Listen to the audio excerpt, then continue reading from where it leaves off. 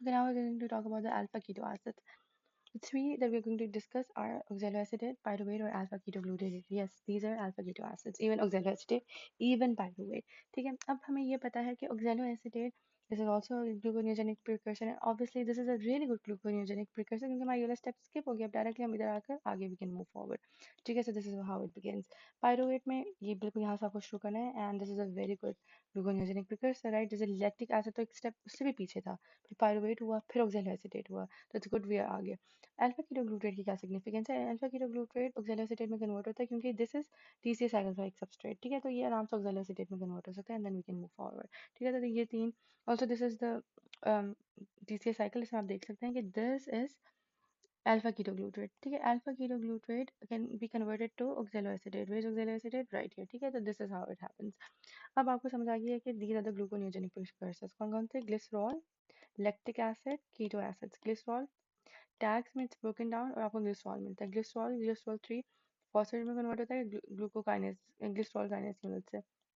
Glycerol 3 phosphate dab में convert होता है ग्लिसरॉल 3 फॉस्फेट डीहाइड्रोजनेज की मदद से. ठीक है, उसके बाद लैक्टिक एसिड पायरुवेट कन्वर्ट होगा, एंड ये पायरुवेट आगे से ग्लूकोनेओजेनेसिस होगी. ठीक है, अब alpha keto acid oxaloacetate pyruvate और अल्फा कीटो ग्लूटारेट. ऑक्सैलोएसिटेट इधर है, पायरुवेट ये है, alpha ketoglutarate will convert to oxaloacetate. ठीक है, ये हमारे ग्लूकोनेओजेनिक प्रिकर्सर्स हो गए. Now delineate the reactions involved in the synthesis of glucose from various gluconeogenic precursors or substrates. अब ये वाली बात भी हमने कर ली कि वेरियस ग्लूकोनियोजेनिक प्रिकर्सर से कैसे ग्लूकोज बनेगा, वो मैं आपको रफली एक ओवरव्यू दे दिया, लेकिन अभी द मेन ग्लूकोनियोजेनेसिस वो let's discuss. elaborate the regulation and importance of gluconeogenesis. That's the end thing. लेकिन अब उससे पहले रिएक्शन की बात कर लेते हैं इन डिटेल. ठीक है, ओके लेट्स स्टार्ट ऑफ.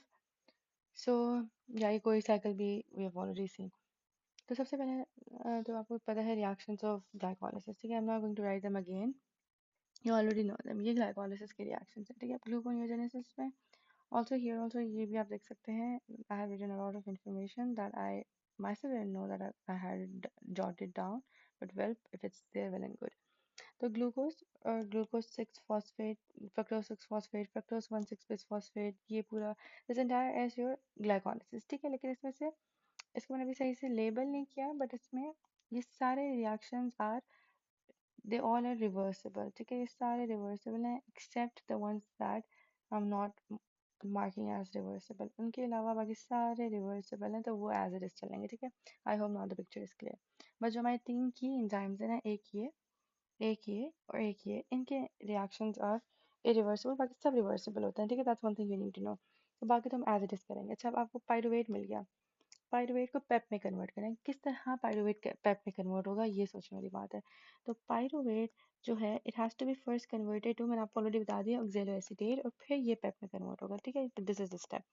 अब उसके बाद इसके बीच में क्या चाहिएगा, इसमें आपको चाहिएगा पायरुवेट कार्बोक्सिलेज, और इसमें आपको चाहिएगा पायरुवेट पेप कार्बोक्सी काइनेज. ठीक है, ये आपको एंजाइम चाहिएगा. एक है आपका पायरुवेट कार्बोक्सिलेज और एक चाहिएगा पायरुवेट फॉस्फेनोल पायरुवेट कार्बोक्सीकाइनेज. ठीक है, तो पेप्सी के और पेप्सी ये PC sorry very important enzymes. ठीक है, ये हो गए. उसके बाद मूविंग फॉरवर्ड, ये वाला रिएक्शन है, ये तो आपको सामने दिख रहा है कि ये रिवर्सिबल है.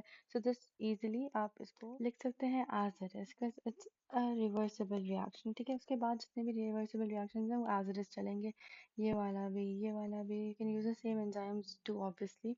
उसके बाद ये वाला, this is an irreversible reaction. इसमें क्या होगा, इसमें एंजाइम यूज होगा फ्रक्टोज. आपने फ्रक्टोज 1,6 बिसफॉस्फेट को कन्वर्ट करना है ना into fructose 6 phosphate. So you basically just removing phosphate. इसका हमने खुद ही गेस कर लिया होगा कि bisphosphatase is the enzyme. Fructose 1,6 bisphosphatase इसका एंजाइम है. उसके बाद ये वाला स्टेप एज इट इज होगा, और फिर ग्लूकोज 6 फॉस्फेट को आपने ग्लूकोज में कन्वर्ट करना है. उसके लिए you will need another enzyme which is glucose phosphate glucose phosphatase. ठीक है, ये वाला तो एज इट इज होगा. फिर उसके बाद you have to convert and use glucose 6 phosphatase. ठीक है, लेकिन इसमें सिर्फ फॉस्फेटेज नहीं यूज होता, इसमें ट्रांसलोकेज भी यूज होता है because it needs to go to the endoplasmic reticulum. तो ये ट्रांसलोकेज. ठीक है, पहले ट्रांसलोकेज यूज होगा, फिर ग्लूकोज 6 फॉस्फेटेज होगा. दिस इज वेरी इंपॉर्टेंट कि आप पहले ट्रांसलोकेज यूज़ करें, ये एंडोप्लाज्मिक रेटिकुलम में जाना चाहिए। वहाँ एंडोप्लाज्मिक रेटिकुलम में प्रोटीन्स मौजूद होते हैं और उसके अंदर ही ग्लूकोज 6 फॉस्फेट मौजूद होते हैं, फॉस्फेटेस मौजूद होता है, जो कि will break down glucose 6 phosphate into glucose, ठीक है। तो ट्रांसलोकेज और ग्लूकोज 6 फॉस्फेट दोनों ही बहुत इंपॉर्टेंट है कुछ डिजीजेस में। ऑल्सो ये तो ग्लूकोनेोजेनेसिस हम पढ़ रहे हैं ना अभी, लेकिन ऑल्सो जब आप ग्लाइकोजन ब्रेक डाउन पढ़ेंगे तो ग्लाइकोजन ब्रेक डाउन में लास्ट स्टेप में भी ट्रांसलोकेज और ग्लूकोज 6 फॉस्फेट चाहिए रहता है, क्योंकि उसमें भी you're breaking down glucose 6 phosphate eventually to glucose. ये मैं बात कर रही हूँ ग्लाइकोजन डिग्रेडेशन की, क्योंकि उसका एंड प्रोडक्ट ग्लूकोज है, तो उसका लास्ट स्टेप यही होता है। और इसमें you'll need the same enzyme translocase and phosphatase. Remember, पहले ट्रांसलोकेज और फिर फॉस्फेटेज, ठीक है। और ट्रांसलोकेज एंडोप्लाज्मिक रेटिकुलम में लेकर जाता है आपको ग्लूकोज 6 फॉस्फेट को, वहाँ के प्रोटीन के साथ binds and then it gets converted to glucose 6 phosphate because of the phosphatase enzyme. अगर for any reason, इसमें मैं क्लिनिकल बता देती हूँ, अगर इसकी डेफिशिएंसी हुई ना ट्रांसलोकेज की, तो फिर that person will have glycogen storage disease type 1B, ठीक है। दोनों केसेस में टाइप 1 ही होगी, और अगर ग्लूकोज 6 फॉस्फेटेज की डेफिशिएंसी हुई तो टाइप 1A होगा, ठीक है। टाइप 1A अगर ग्लूकोज 6 फॉस्फेटेज की डेफिशिएंसी हुई, और टाइप 1B अगर ट्रांसलोकेज की डेफिशिएंसी। और इसको क्या बोलते हैं, इसको बोलते हैं von Gierke disease. The von Gierke disease, I am sure you may have heard of it. It is von Gierke, ठीक है। ये वाला डिजीज है which is a glycogen storage disease, ठीक है।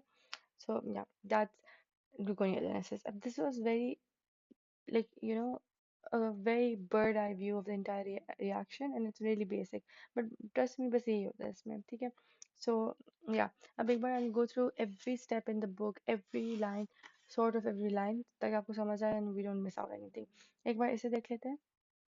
इसमें वही बात हो रही है, ग्लिसरॉल, लैक्टेट और अल्फा कीटो एसिड्स, ठीक है। और उसके बाद alpha keto acids to obtain them from metabolism of glucogenic amino acids, so that's one thing। अब पेप जो है पायरुवेट में कन्वर्ट करेंगे, ठीक है। पेप पायरुवेट में कन्वर्ट होता है ग्लाइकोलाइसिस में, ये इरिवर्सिबल है, तो ग्लूकोनेोजेनेसिस में इसका कोई प्रॉपर स्टेप होना चाहिए। तो you have pyruvate converting to xyloacetate and then eventually PEP. तो पायरुवेट को xyloacetate में कन्वर्ट करने के लिए you have this enzyme which is pyruvate carboxylase, ठीक है। पायरुवेट कार्बोक्सिलेज आपको सबसे पहले चाहिए रहेगा। फिर पायरुवेट कार्बोक्सिलेज के बाद you will need pyruvate, you will need PepCK, which is phosphoenol pyruvate carboxykinase, ठीक है। अब पीसी को एक्टिवेट कौन करता है, एसिटाइल को है। ये बहुत इंपॉर्टेंट इन्फॉर्मेशन है, आपको पता होना चाहिए। पीसी को एसिटाइल को स्टिमुलेट करता है, और बायोटिन भी इसको स्टिमुलेट करता है। बायोटिन इज विटामिन B7, ठीक है, इसको बायोटिन कहते हैं। अब उसके बाद पीसी पायरुवेट कार्बोक्सिलेज और पेप्सी के इस पे कार्बोक्सिकाइनेज, ठीक है। ऑक्जेलो एसीटेट का ये मसला होता है कि ग्लाइकोलिसिस हमारा, ये जो पूरा ग्लाइकोलिसिस हो रहा है ये साइटोसोल में होता है। पायरुवेट कहाँ पड़ा है, पायरुवेट भी साइटोसोल में पड़ा है। ऑक्जेलो एसीटेट, अब रिमेंबर ऑक्जेलो एसीटेट जब बन रहा होता है तो पायरुवेट, इसमें क्या होता है कि I tell you one thing, कि ये जो ऑक्जेलो एसीटेट बनने के लिए pyruvate goes into the mitochondria, ठीक है। जो pyruvate goes into the mitochondria ताकि oxaloacetate बने, और इसके लिए आपको एसिटाइल कोए भी चाहिए होता है, ठीक है। तो एसिटाइल कोए तो माइटोकॉन्ड्रिया के अंदर ही प्रेजेंट है, जहाँ पायरुवेट पायरुवेट डिहाइड्रोजनेज कॉम्प्लेक्स के साथ मिलकर एसिटाइल कोए बनाता है। तो that acetyl CoA is also in the mitochondria. तो ये दोनों चीज़ें माइटोकॉन्ड्रिया में ही प्रेजेंट होती हैं, तो फिर ये पूरा रिएक्शन माइटोकॉन्ड्रिया में ही होगा इवेंचुअली। अब ऑक्सैलोएसिटेट तो बन गया, लेकिन ऑक्सैलोएसिटेट को वापस बाहर लेकर आना है, लेकिन वो ऑक्सैलोएसिटेट बाहर नहीं आ सकता माइटोकॉन्ड्रिया का। सारा मसला ही ऑक्सैलोएसिटेट का है कि ये माइटोकॉन्ड्रिया से बाहर नहीं आ सकता। This something you need to know. उसके लिए हमारे पास होती है मैलेट शटल। मैलेट शटल में क्या होता है कि this oxaloacetate is converted to malate, और वो मैलेट अब बाहर आएगा, ठीक है। Oxaloacetate transports out of the mitochondria to produce PEP in the cytosol. तो अब इसको माइटोकॉन्ड्रिया से बाहर आना ऑक्सैलोएसिटेट का, पहले तो खुद अंदर चला ही गया था, लेकिन ऑक्सैलोएसिटेट नहीं गया था, पायरुवेट गया था, बिकॉज ये दोनों चीज़ें जो हैं ये दोनों उधर ही हैं, ठीक है। अब ऑक्सैलोएसिटेट का कोई ट्रांसपोर्टर नहीं है माइटोकॉन्ड्रिया पर, ये मैलोइड में कन्वर्ट होगा इनर माइटोकॉन्ड्रियल मेम्ब्रेन में। और इसके लिए क्या है, कौन सा एंजाइम इसको करेगा, दैट इज मैलेट डिहाइड्रोजनेज, ठीक है। मैलेट डिहाइड्रोजनेज कन्वर्ट करेगा ऑक्सैलोएसिटेट को मैलेट में। अब malate will be oxidized to oxaloacetate again, लेकिन ये कब होगा, once it's back in the cytosol, ठीक है। तो मैलेट ये आ गया आराम से साइटोसोल में, and for this you also need 1 NAD positive.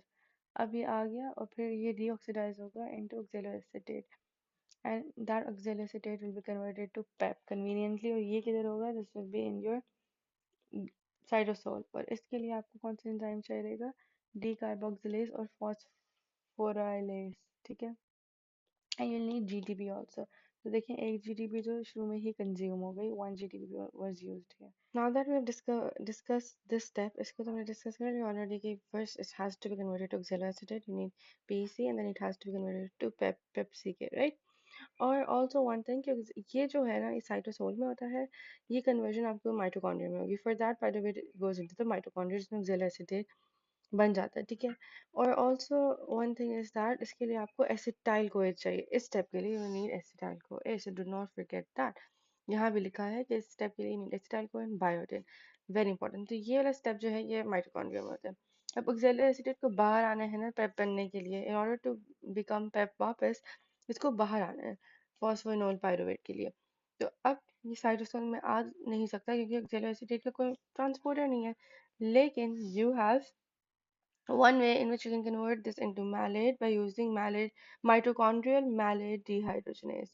तो mitochondrial malate dehydrogenase इसको malate में कन्वर्ट करते हैं, ये आराम से साइटोसोल में आएगा। साइटोसोल में again the malate with the help of malate dehydrogenase, but this time the cytosolic malate dehydrogenase will convert it back to OAA, which is oxaloacetate. So this is the way oxaloacetate cytosol में आ गया। अब in the presence of PEPCK it will be converted to PEP। फिर बाकी चीजें as it is होंगी, ठीक है। इसका तो हमने रेगुलेशन देख लिया। इसकी रेगुलेशन क्या है? This one right here।